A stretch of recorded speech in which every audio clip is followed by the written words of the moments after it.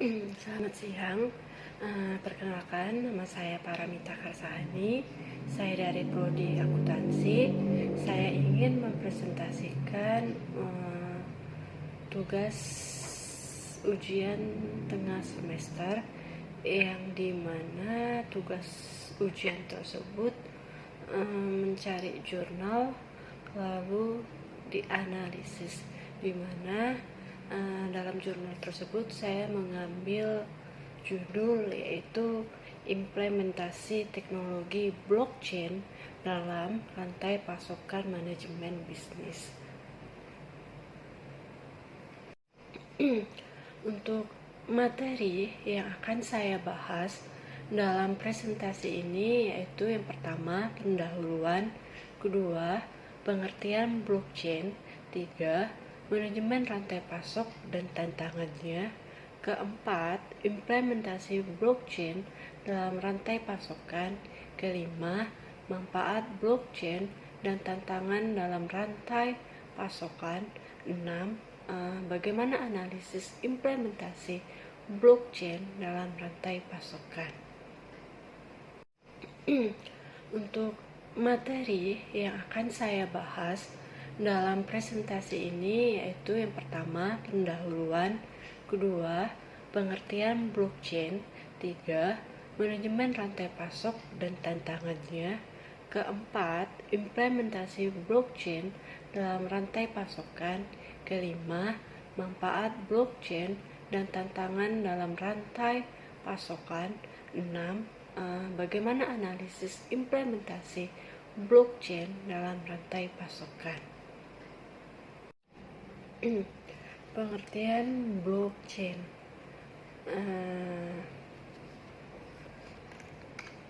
Blockchain adalah teknologi berbasis distribusi ledger yang memungkinkan pencatatan transaksi secara transparan, aman, dan tidak dapat diubah tanpa konsensus dari semua pihak yang terlibat. Teknologi ini terdiri dari blok-blok data yang saling terhubung secara kriptografis, sehingga memastikan integritas dan keamanan informasi dalam sistem.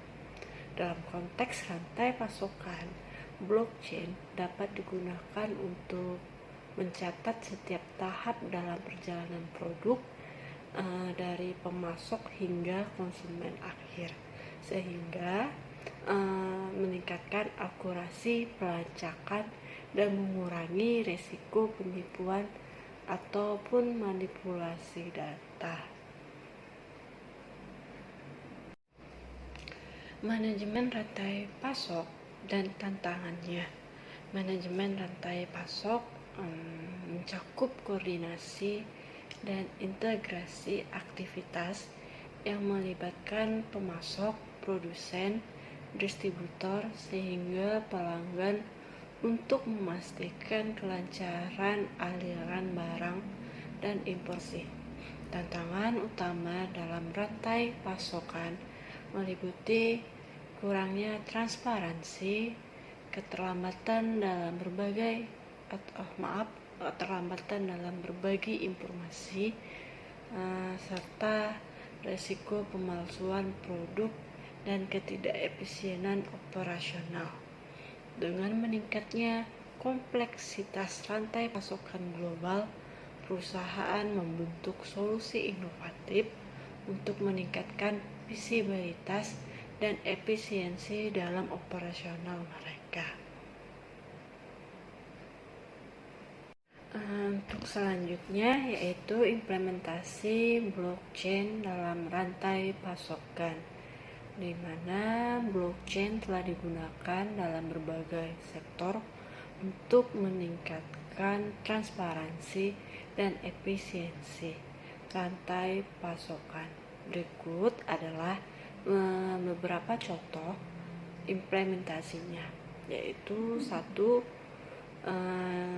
industri makanan, di mana dalam industri makanan perusahaan Walmart bekerja sama dengan IBM di mana kerjasama antara Walmart dan IBM untuk meluncurkan platform berbasis blockchain yang memungkinkan pelacakan makanan dari petani hingga konsumen.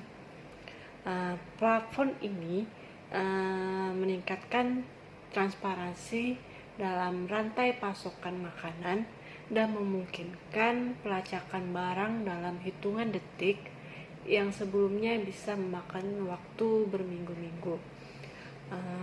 Kedua yaitu industri farmasi, di mana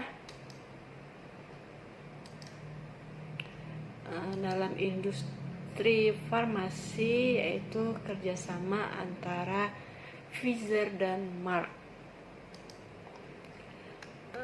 di mana dalam kerjasama tersebut yaitu dengan menggunakan blockchain untuk memastikan keaslian obat dan mencegah distribusi obat palsu. Dan yang ketiga yaitu industri logistik, di mana industri logistik yaitu kerjasama antara Marx dan IBM.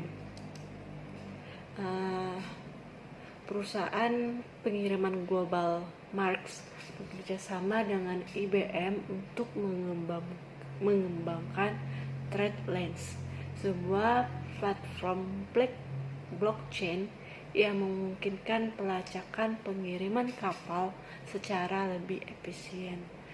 TradeLens membantu mempercepat proses pengiriman dengan memberikan akses yang lebih mudah dan transparan ke informasi pengiriman yang sangat penting bagi para pengirim dan penerima. Untuk materi selanjutnya yaitu bagaimana sih manfaat blockchain dan tantangannya dalam rantai pasokan.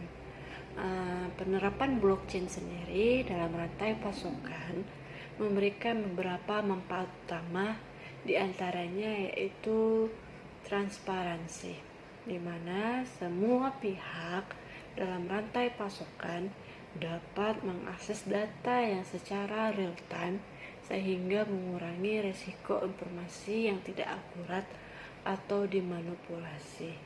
Yang kedua yaitu efisiensi operasional, di mana otomatisasi kontrak melalui smart contract dapat mengurangi biaya administrasi dan mempercepat transaksi. Dan yang ketiga yaitu keamanan data. Data yang tersimpan dalam blockchain dienkripsi dan tidak dapat diubah tanpa konsensus, sehingga mengurangi resiko terjadinya cyber attack. Nah, kalau kita ngomongin tentang manfaat, pasti ada hambatan dalam implementasi blockchain. Walaupun blockchain sendiri menawarkan banyak manfaat, ternyata implementasi blockchain dalam rantai pasokan masih menghadapi berbagai tantangan seperti biaya implementasi yang tinggi, di mana penerapan blockchain membutuhkan investasi awal yang besar, baik dalam infrastruktur teknologi maupun tenaga kerja. Kedua yaitu regulasi dan keputusan. Standar hukum dan regulasi terkait blockchain masih dalam tahap perkembangan di banyak negara. Dan yang terakhir yaitu integrasi dengan sistem lama, di mana banyak perusahaan masih menggunakan sistem rantai pasokan konvensional yang sulit diintegrasikan dengan teknologi blockchain. Analisis implementasi blockchain dalam rantai pasokan.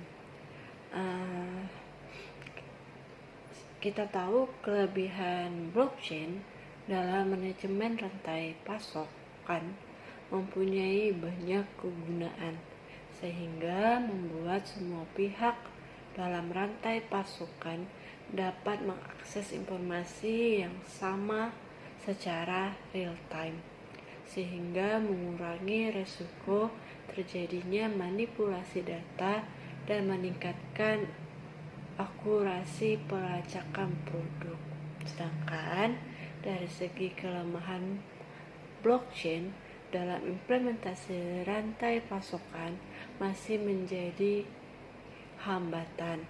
Meskipun blockchain menawarkan berbagai keunggulan, masih banyak tantangan utama yang dihadapi dalam implementasinya, seperti biaya investasi yang tinggi, kedua regulasi yang belum seragam, ketiga integrasi dengan sistem lama, 4 skalabilitas dan kecepatan transaksi. Dimana kalau kita analisis dari segi kelebihan blockchain, dimana dari transparansi, sebelum implementasi blockchain mungkin terjadi data tersebar dan tidak terintegrasi antar pemangku kepentingan. Tapi setelah adanya blockchain, semua pihak dalam rantai pasokan memiliki akses ke data yang sama secara real time. Kedua, efisiensi operasional. Sebelum adanya blockchain, banyaknya prosedur manual yang menyebabkan keterlambatan. Setelah terjadinya implementasi blockchain, otomatisasi dengan smart contract menggunakan keterlambatan dan biaya administrasi. Sedangkan dari segi keamanan data, sebelum implementasi blockchain, risiko pemalsuan data dan kurangnya keandalan informasi. Sedangkan setelah penggunaan implementasi blockchain, data terlindungi dan tidak dapat diubah tanpa konsensus. Sedangkan dalam pelacakan produk, sebelum implementasi blockchain, terjadi atau sangat sulit melakukan pelacakan asal-usul produk, terutama dalam industri pangan dan farmasi. Sedangkan setelah implementasi blockchain, setiap perjalanan produk dapat ditelusuri dengan jelas dari pemasok ke pelanggan. Terus gimana sih dengan kelemahan blockchain? Meskipun menawarkan berbagai manfaat, ternyata